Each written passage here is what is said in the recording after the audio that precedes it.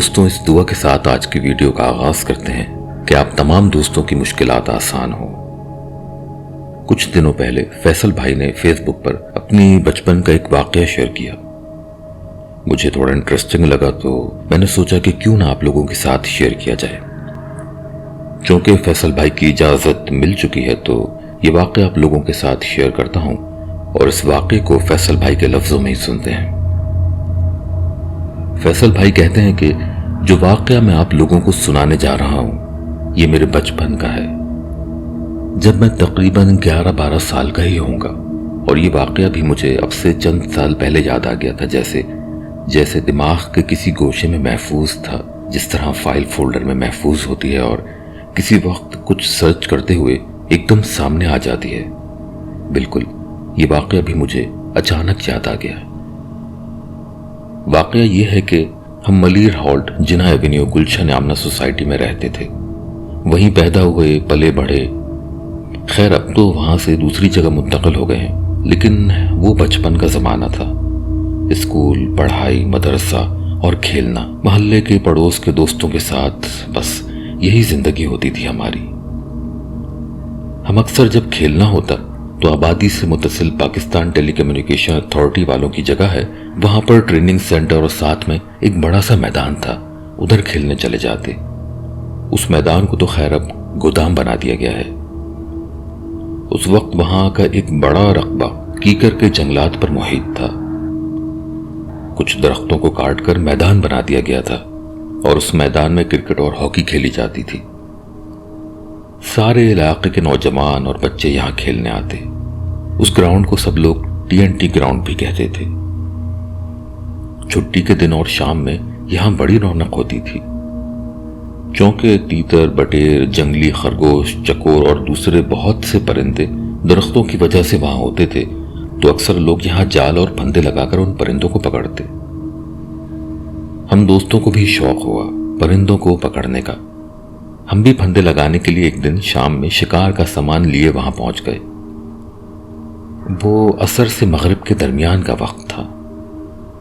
ہم 4 دوست تھے، شیراز، مبین، سیف اللہ اور میں۔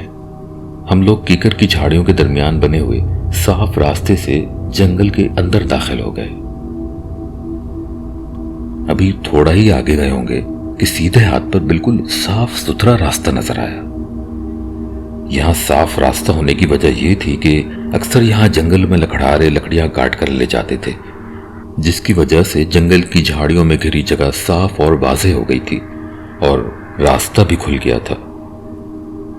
آگے جا کر ہماری حیرانگی میں مزید اضافہ ہوا جب ہمیں وہاں ایک سرکاری کوارٹر نما 3 کمروں پر مشتمل ایک عمارت نظر آئی، پیلے رنگ کی خاکی عمارت۔ میں سوچنے لگا کہ آخر یہاں کون رہتا ہے اس جنگل ویرانے میں۔ عمارت میں لکڑی کے ہرے رنگ کے دروازے کے ساتھ ہی باہر پکا سیمنٹ کا چبوترا اور ایک پانی کا مٹکا رکھا ہوا تھا۔ یہ دیکھ کر ہمارا مزید آگے جانے کا تجسس بڑھ گیا۔ اصل میں گرمیوں کے دن تھے، پانی کا مٹکا دیکھ کر میرا پانی پینے کا دل چاہا۔ میں آگے بڑھا اور سوچا پانی پی کر دروازہ کھٹکھٹاتا ہوں۔ یہ سوچتے ہوئے آگے بڑھ ہی رہا تھا کہ مجھے کچھ عجیب سا محسوس ہوا۔ پیچھے مڑ کر دیکھا تو میرے سب دوست واپس بھاگ رہے تھے۔ میں نے جب دوبارہ اس کوارٹر نما عمارت کی جانب دیکھا تو مجھے بھی نہایت دھچکا لگا کہ عمارت کے سامنے چبوترے سے کچھ دوری پر ہی کچھ قبریں بنی ہوئی تھیں۔ کیونکہ سب بھاگ گئے تھے تو میری حالت بھی خیر ہو گئی اور میں نے بھی بنا کچھ سوچے سمجھے وہاں سے واپس دوڑ لگا دی۔ ہم سب ہانپتے کانپتے اپنے اپنے گھروں کو واپس چلے گئے۔ خیر گھر میں تو نہ کسی نے ہماری اکھڑی سانسوں کے بارے میں پوچھا، نہ ہی ہم نے کسی کو بتایا کہ جنگل میں ہمارے ساتھ کیا ہوا ہے، ہم نے وہاں کیا منظر دیکھا ہے۔ بعد میں ہم نے محلے کے دوستوں کو اس عمارت کا بتایا تو اکثر لوگ حیران ہو گئے، کیونکہ وہاں اس جنگل میں ایسی کوئی عمارت تھی نہ اس کا دور دور تک کوئی نام و نشان تھا۔ سمجھ سے باہر ہے یہ بات کہ آخر ایسا کیا تھا وہ منظر جو اس دن ہماری نظروں کے سامنے آ گیا تھا۔ اکثر لوگوں سے اس کے بارے میں ذکر کیا تو انہوں نے یہی کہا کہ شکر کرو کسی کی دعا کام کر گئی، ورنہ خدا جانے کیا معاملہ ہوتا تم لوگوں کے ساتھ۔ آج تک یہ بات سمجھ نہیں آئی کہ آخر وہ کیا تھا۔ یہ 90s کی دہائی کا واقعہ ہے اور میری زندگی کا پہلا ڈراؤنا ناقابل فراموش واقعہ۔ سب سے پہلے تو بہت شکریہ فیصل بھائی کہ آپ نے اپنا واقعہ شیئر کرنے کی مجھے اجازت دی۔ آپ کا واقعہ واقعی بہت انٹرسٹنگ تھا۔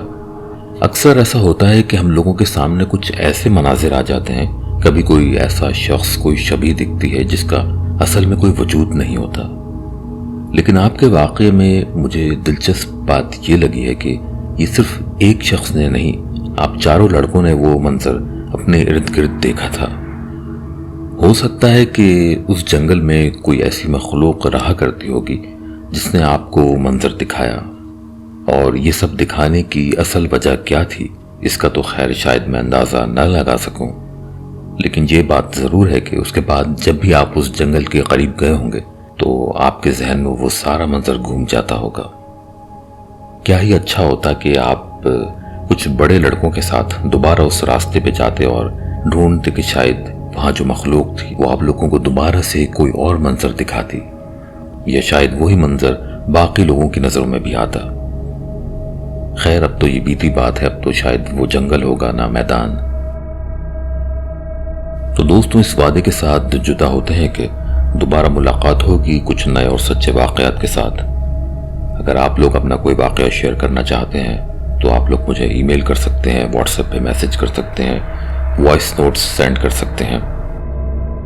ویڈیو ختم ہونے سے پہلے ضرور ویڈیو کو لائک کر دیجئے، اپنے دوستوں کے ساتھ شیئر کیجئے، اور اگر ان کیس سبسکرائب نہیں کیا ہے تو لازمی کر دیجئے، کیونکہ آپ لوگ جانتے ہیں جو بھی اس چینل کو سبسکرائب کرے گا وہ جنات کے شر سے محفوظ رہے گا۔